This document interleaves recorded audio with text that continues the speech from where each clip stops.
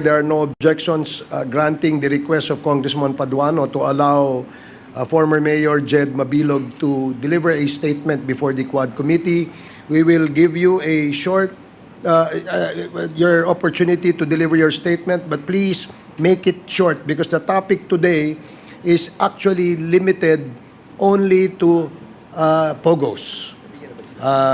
Please proceed, Mayor Jed Mabilog.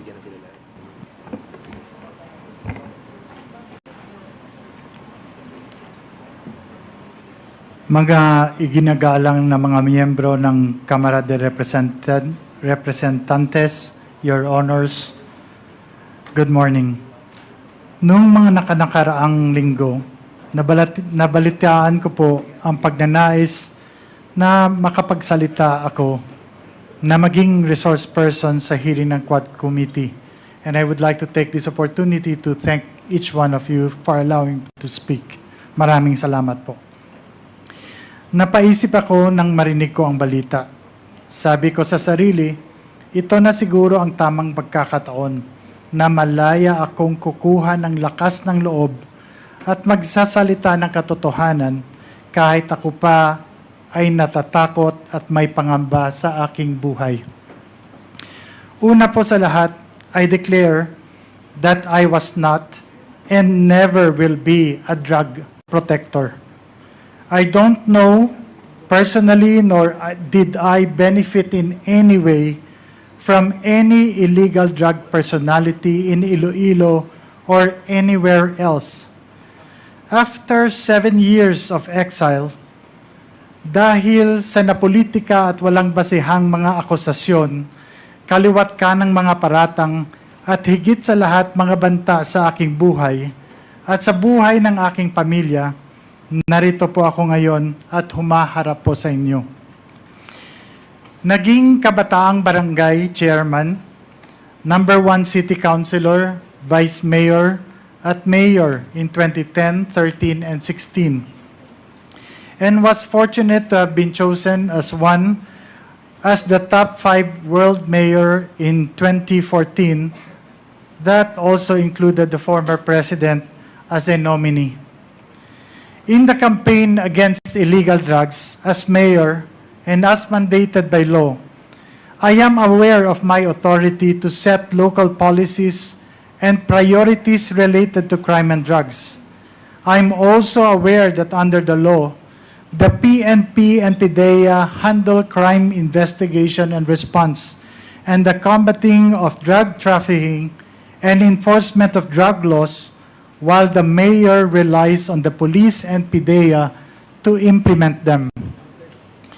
And so when I became mayor, and having made aware that there were existing drug groups in the city, I immediately initiated anti-illegal drug activities, campaign and policies, among others, multiple programs, one of which is to activate the Barangay Anti-Drug Abuse Councils.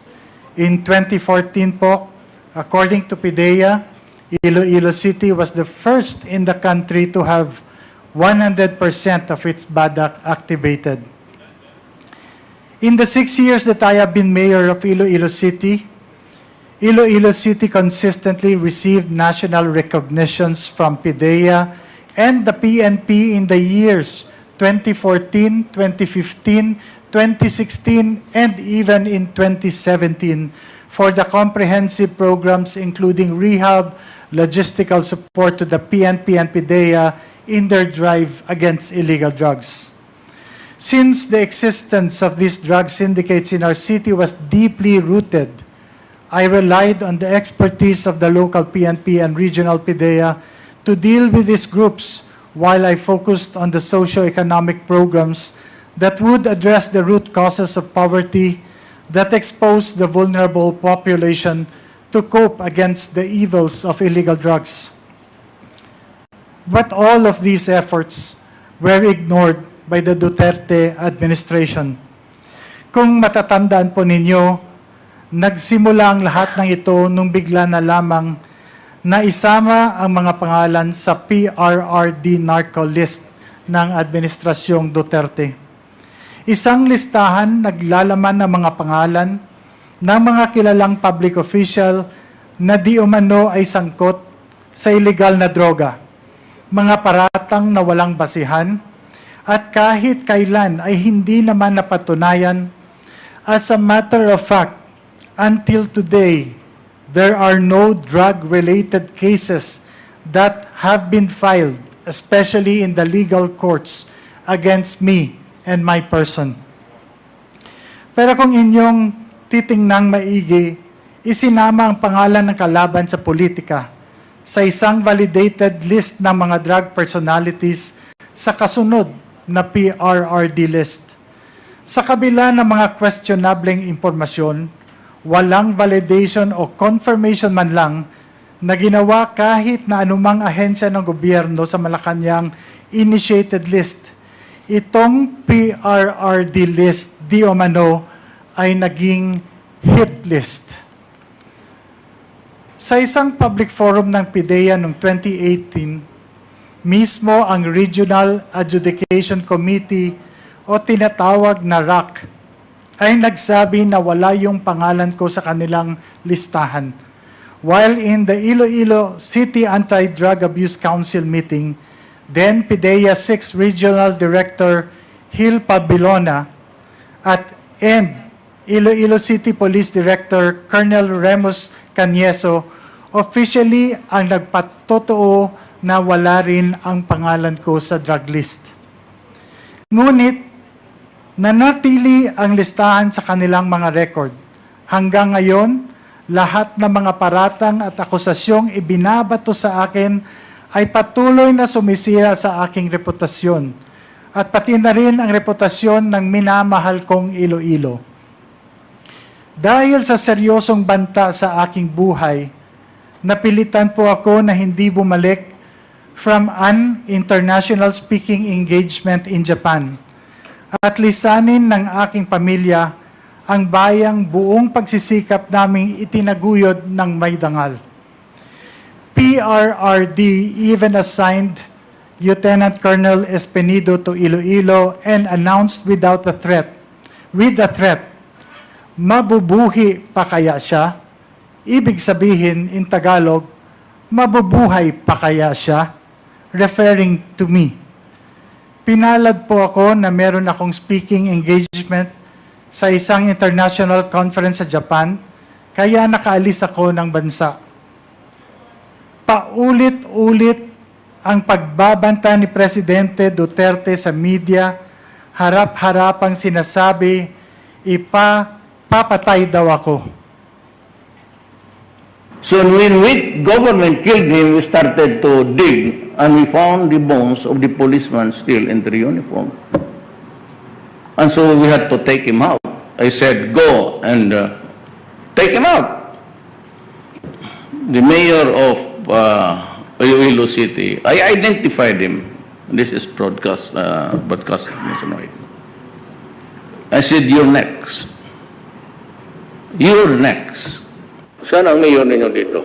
Sana yung pinalitan mo, mayor. Saan ba si mayor? Sinabi ko sa kanila, balik ka dito. Patayin talaga kita. Julius Ronald Pacificador, Hamtek ang tike. Jed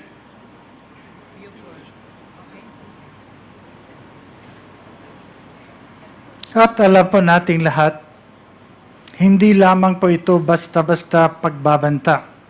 Kayang-kaya niya pong totohanin ito. Labag man sa kalooban, kinailangan po naming lumisan at wag na munang bumalik sa Pilipinas. On August 28, 2017, I received an unexpected call from former PNP Regional Director Bernardo Diaz. He invited me to meet with PNP Chief Ronald De La Rosa, now Senator, at Camp Crame, Quezon City, at noon the following day. The next morning, on August 29, I arrived at the Ninoy Aquino International Airport at 10 a.m. ready to proceed. But then the call started. First, they moved the meeting to 3 p.m., and then by 5 p.m., it was delayed again, this time to 6 p.m. At around 5 p.m., a PNP colonel called me and, in a voice that sent shivers down my spine, literal po yun, warned me not to go to Camp Crame because my life was in danger. The fear that had been simmering now erupted. Soon after, at 6:32 p.m., my wife, Marivic, received a chilling text from a PNP colonel's wife. Do not proceed. There are 20 men surrounding your house, and if you go to Camp Crame, they will kill you.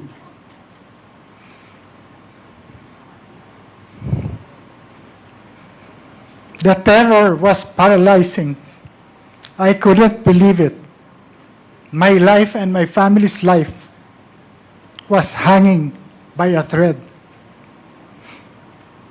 The next day, on August 30, I took the first flight out to Japan, not knowing if I would ever return.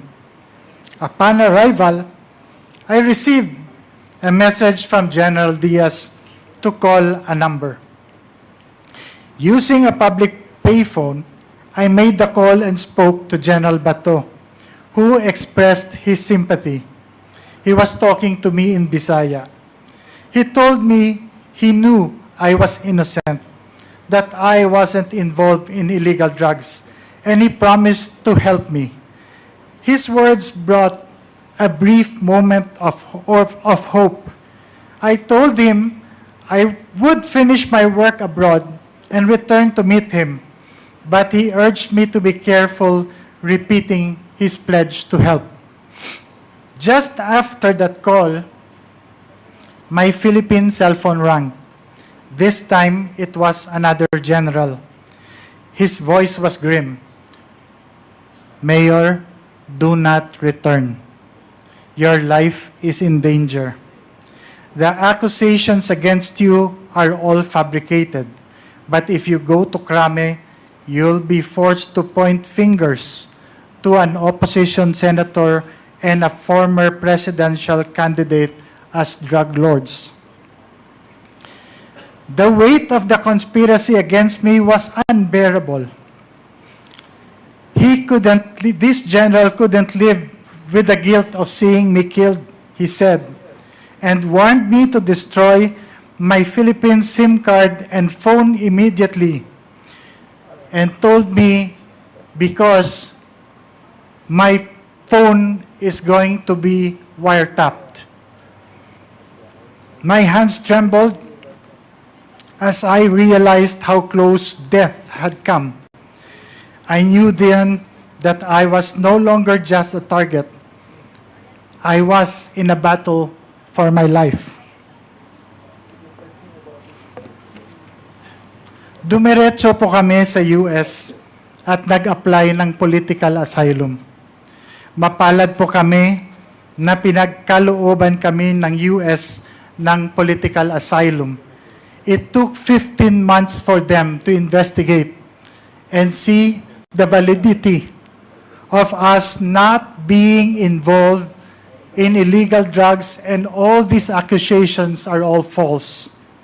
Ito ay isang patunay na walang nakitang kadahilanan na ibinigyan kami ng political asylum in March 2019.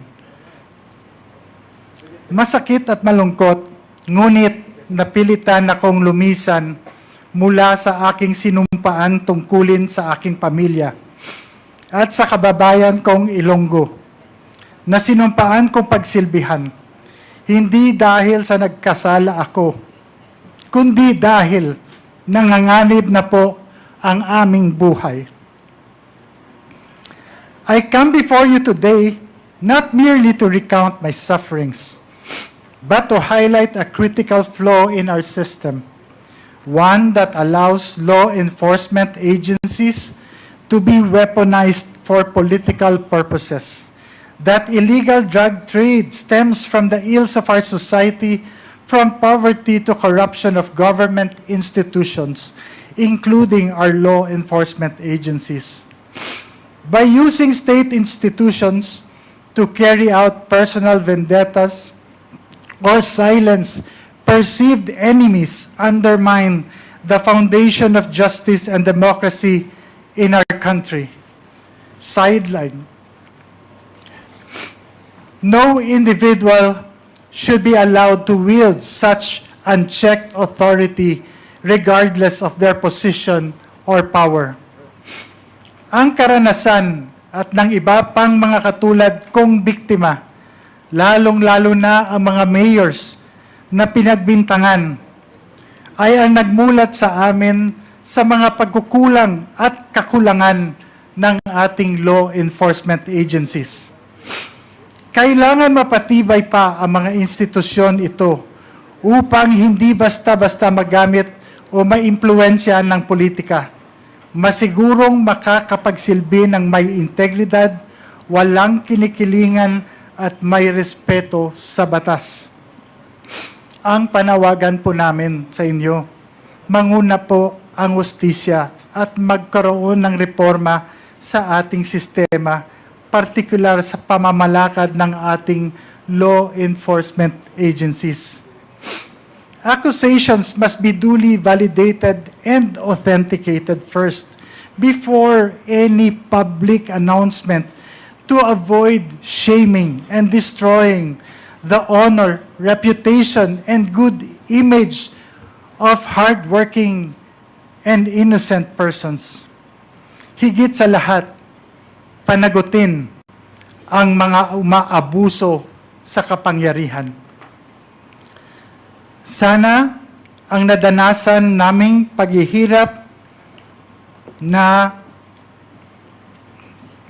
durog, persecution, trauma, at saka walang-wala ay hindi po mararanasan ng iba.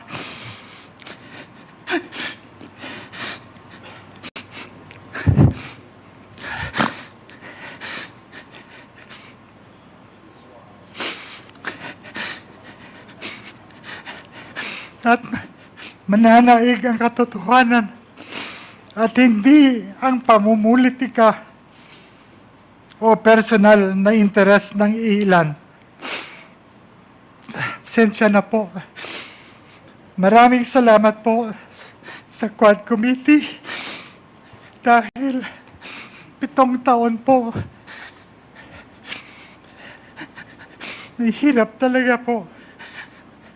Maraming salamat dahil nabigyan niyo po kami, ako, at ang iba pang mga biktima ng pagkakataon na linisin ang aming mga pangalan at ng mga minamahal ko, Ilonggo at yung Iloilo na tinawag po Shabolized. Magandang araw po sa inyong lahat. Dakbanwas ang Iloilo, bugal ko, my city, my pride. I am Iloilo, proud to be Filipino po. Salamat po. Thank you, Thank you, Mayor Mabilog. We will now proceed with the interpellation. And we have a list of interpellators who have earlier signified their intention to propound questions to our resource person. So those that have not been listed in the list and wanted to ask questions, please approach the COMSEC and have your name listed. So, Mr. Chairman, yes, Congressman Paduano. before we proceed with the first interpellator, let me inform the Honorable Committee and the Chairs that this committee has received a copy of an affidavit from former Mayor Jed Mabilog. And I hope COMSEC will distribute it to the members of this committee. Thank you, Mr. Chairman. I believe the affidavits have already been distributed to the members earlier. So we will now proceed with the Congressman Johnny Pimentel, you're recognized. Thank you, Mr. Chair. I would like now to direct my questions to the resource persons. Magandang umaga po, Honorable Jed Mabilog. Ano hong tunay na pangalan po natin, Mayor?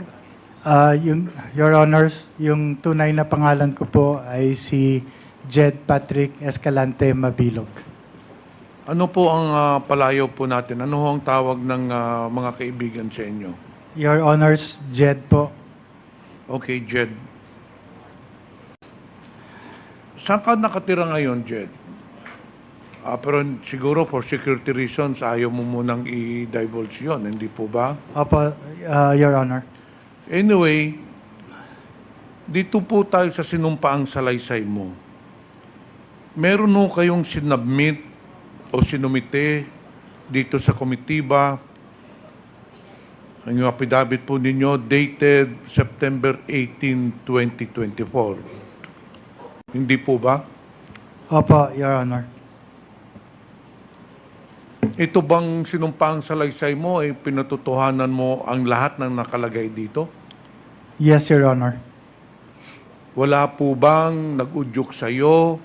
You have done this on your own free will and accord? Yes, Your Honor. So kung mamarapatin po ninyo, isa-isahin ho natin itong sinumpaang salaysay po ninyo. Sa paragraph 1 po, pinakita ho ninyo dito na medyo matagal na po kayo sa politika. Pwede pang isalaysay ninyo sa amin paano kayo napasok sa politika? Kailan ho kayo napasok sa politika? Nung dati pa, sir, po, Your Honor, I was chairman of the Kabataang Barangay. And then, ito po ang umudyok. Anong taon po yun, Mr. Chair? In, Your Honor, in 1984 until 1986, Your Honor. Ilan taon po kayo noon? Kabataang Barangay, Your Honor, hanggang 18 years old po. So batang-bata pa po kayo. Anong sunod ho ninyong posisyon sa politika? Your Honor, I was city councilor in the year 2004. Ano din pong sumunod? Your Honor, in 2007, I became the vice mayor of the city of Iloilo. And then yung sunod po, Your Honor, I was elected mayor in 2010, in 2013, and in 2016, Your Honor. so hindi na ho ninyo natapos yung termino ninyo dun sa third term kasi according sa inyong salaysay, nung 2017 umalis na po kayo, hindi po ba? Yes, Your Honor. Umalis po ako noong 2017. At saka nung kayo mayor po, according to your affidavit, you have had several awards. So meaning that you really performed well during your tenure as the mayor of Iloilo City. Can you expound on this? Yes, Your Honor.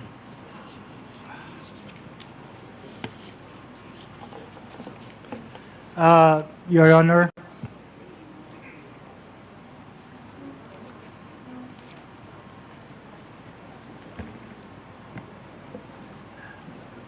Your Honor, for the international awards for Iloilo City and myself, I have the Iloilo City has been awarded as a service award for business by the Philippine American Chamber of Commerce. Iloilo City was also a nominee for the Lee Kuan Yew World City Prize. We were Livable Cities Champion in 2015 by the Asian Development Bank. I was chosen as one of the top 5 world mayors in 2014 by the City Mayors Foundation. The city was also awarded for bringing Dinagyang Festival to New York.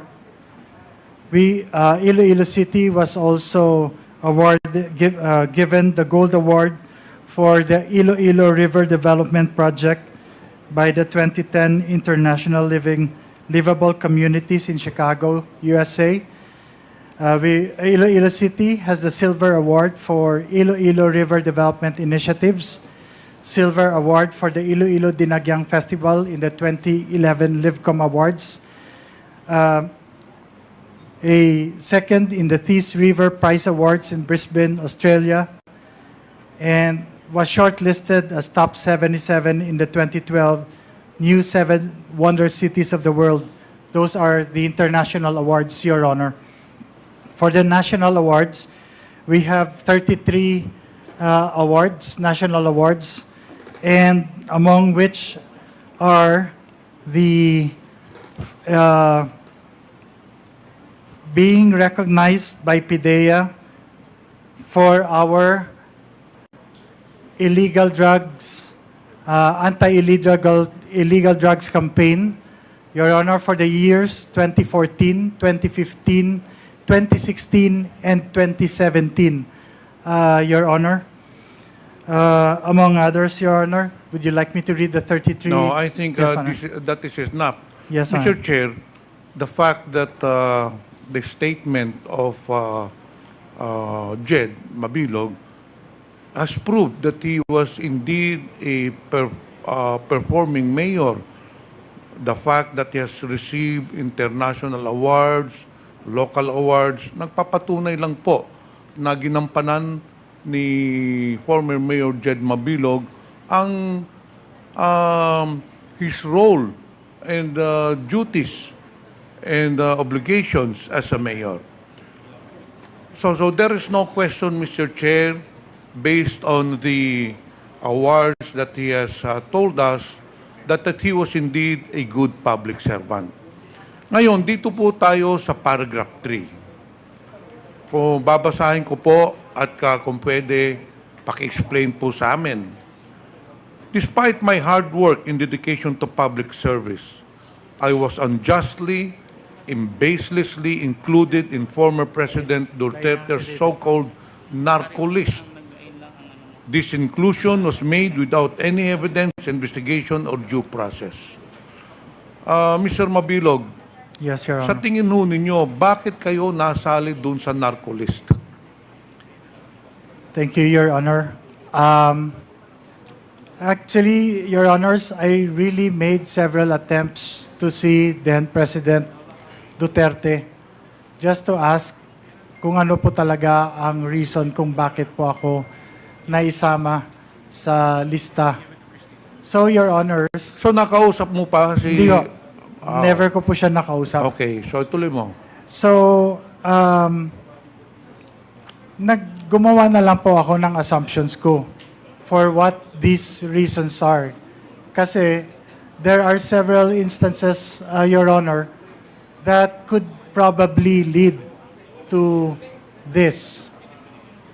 Number one, Your Honor, is I am a relative or second cousin of then Senator Frank Drilon.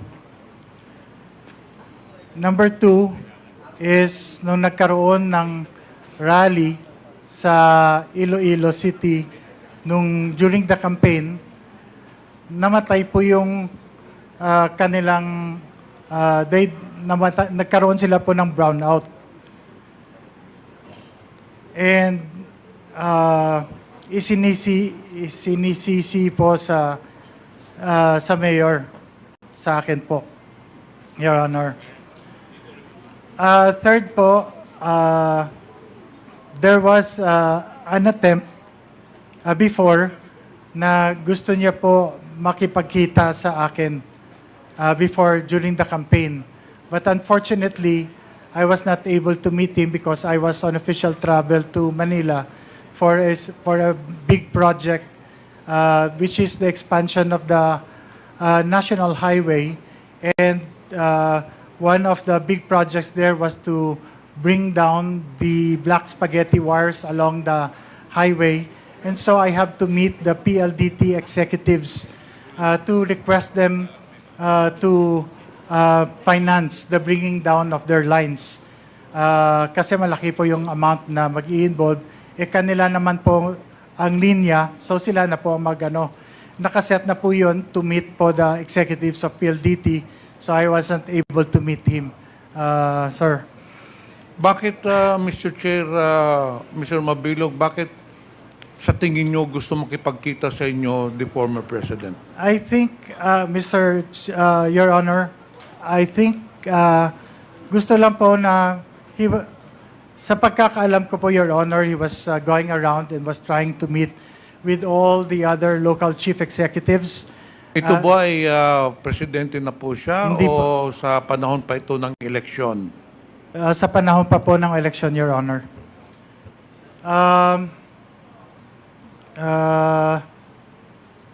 Yung isa pa po, Your Honor, is that Iloilo City, hindi pa po siya presidente, Your Honor, Iloilo City was always compared to Davao City. I have here po all the newspaper articles with me that would show that even Solita Monsod compared myself to then Mayor Rodrigo Duterte. So palagi po kino-compare kami po. So again, these are only my assumptions and presumptions, Your Honor, because I never had I never really knew what was the main reason. So in kung short, bakit ganun po. Mr. Chair, in short, Jed, you're trying to say to this committee that the reason why your name was included in the narcolist of the former administration is that it is because purely of politics. Dahil po ba kayo ay hindi sumuporta noong 2016? Yung po ba ang sinasabi ninyo dito sa committee ba na sa tingin ninyo, sa opinion mo, kaya ikaw bineltahan, ikaw ang binilikan, nilagay ka sa narcolist dahil hindi ka sumuporta noong during the 2016 presidential elections. Ganun po ba? Yes, Your Honor. Kasi ang resulta po, Your Honor, ng elections na yon, President Rodrigo Duterte got only po 13.7% in the total number of votes in Iloilo City, which is his lowest percentage votes Sino po all bang over the country. nanalong presidential candidate doon sa Iloilo at that time? Your Honor, si Manuel Rojas po. Okay, dito po tayo sa paragraph number 4. So, nung nalaman mo, Mr. Mabilog, Mr. Chair, na ikaw kasama sa narcolist, ano hong ginawa ninyo? Did you try to reach out to the police authorities to clear your name? Or did you ask some of your friends, dahil ikaw ay isang mayor, natural, may mga kakilala ka dun sa regional police office, meron kang kilalang mga police dun sa provincial police office. Hindi ka ba nagtanong-tanong bakit nasali yung pangalan mo dun sa narcolist? Ano hong ginawa ninyo nung nalaman ninyong kayo ay kasama sa narcolist? Your Honor, una po ay meron pong instructions from the Chief of Police to surrender all firearms. And then the next thing... Sandali, Mr. Chair. Sorry, Your Honor. Sinasabi mo ngayon na pinuntahan ka ng Chief of Police para isurrender ang mga firearms mo. Was this after na ikaw ay nasali sa narcolist or before ka nasali sa narcolist? After nasali sa narcolist. After nasali. Sa PRRD narcolist. Okay, please proceed. And then, yung lahat na security personnel na naka-detail po sa mayor ay tinanggal. Yung ginawa ko, Your Honor, is pumunta sa then PNP Regional Director na bagong assigned at saka kinausap ko po siya kung ano po ang dapat gagawin. And then I explained to him all these programs that I have undertaken and the City of Iloilo's programs against illegal drugs. Pinapaliwanag ko po na ito po yung mga programa namin, and that is why I was really wondering kung bakit po ako na isama sa lista po. Mr. Mabilog, hindi nyo pa po tinanong yung regional director nung nagkita kayo, Director, bakit ako nasali dito? Hindi ka ba nagtanong sa kanya? Your Honor, I think I did. Kasi yun po, dala-dala ko po ito.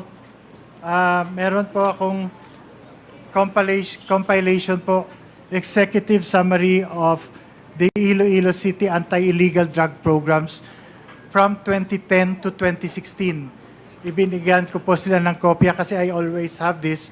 This was a requirement by PIDEA that we submit reports to them annually. So, kumpleto po kami ng data, ng data to, at saka yun po sinabi ko, Sir, bakit po ako nasali? Bakit po yung Iloilo ay most shabualized? Na ito rin po, ito po yung mga programa po namin. So anong sagot niya sa iyo, Mr. Chair? Anong sagot sa iyo nung tinanong mo siya, bakit nasali ako sa narcolist when in fact I am the one heading the anti-illegal drug campaign in Iloilo? So anong sagot ng regional director? Your Honor, sagot niya po, yung nanggaling sa taas, yung lista, yung in-announce ng Presidente, wala pa pong lista nun, sir, na, Your Honor, na So in short, ibinaba. Mr. Chair, yung binabasihan lang ng regional director doon sa listahan na sinabi ng former president. Doon lang po niya nakuha yung pangalan ninyo without any validation. Ganun po ba? Yes, Your Honor.